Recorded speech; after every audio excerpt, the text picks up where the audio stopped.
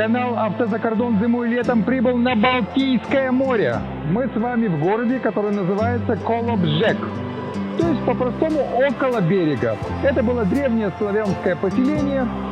Мы продолжаем рассказывать о городах и странах, которые мы посетили и нашли, чему у них поучиться. Если вы здесь впервые, подписывайтесь на наш канал.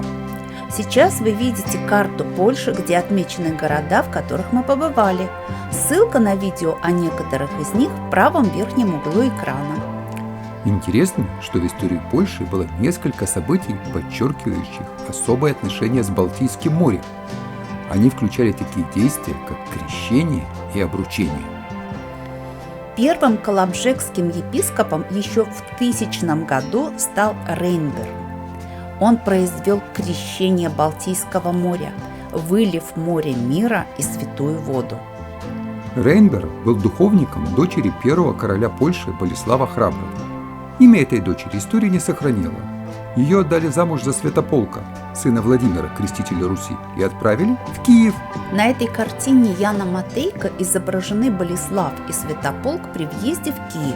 Но вскоре Владимир арестовал своего сына, его жену и свиту. Епископ Рейнберн умер в тюрьме в Киеве.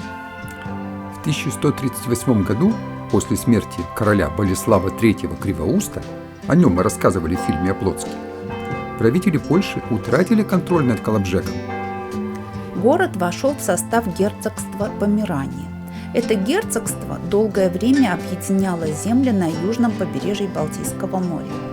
Вместе с другими городами северо-запада Европы Колобжек входил в Ганзейский союз.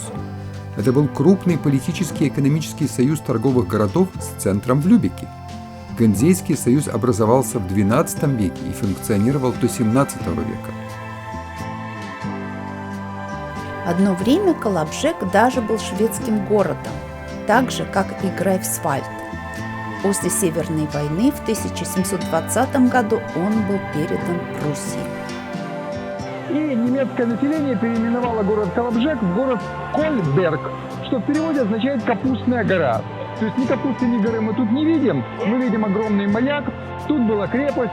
И самые знаменитые события здесь были в 1807 году, когда Наполеон в войне с Пруссией разгромил прусскую армию, и дальше война продолжилась, но уже в слове «прусский» попала буква «П», и воевали русские войска. И оставались некоторые отдельные крепости.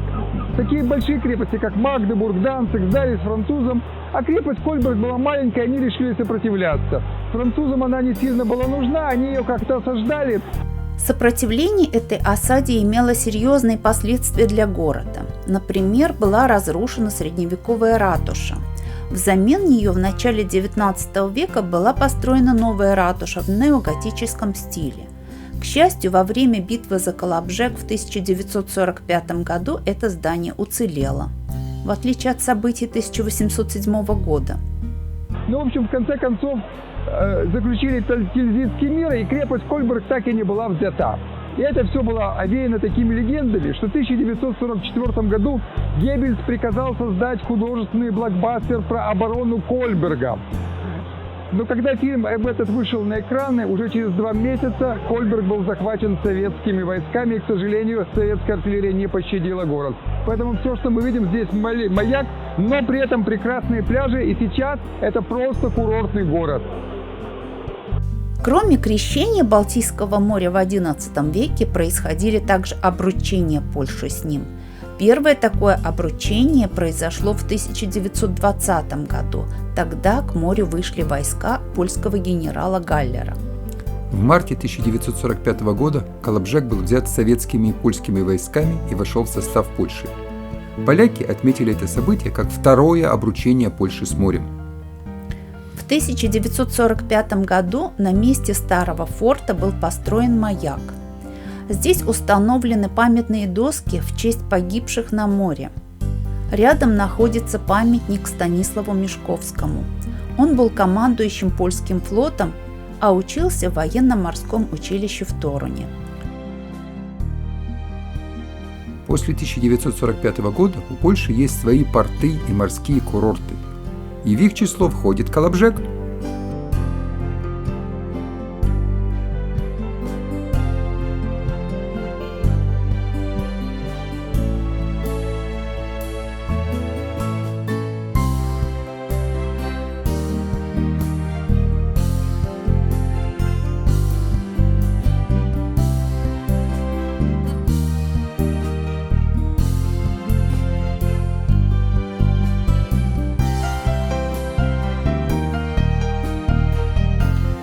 Далее мы едем вдоль побережья Балтийского моря по Польше, Германии, Дании, Швеции. Подписывайтесь на наш канал, ставьте лайки и делитесь ссылками с друзьями. Увидимся в следующем городе или стране.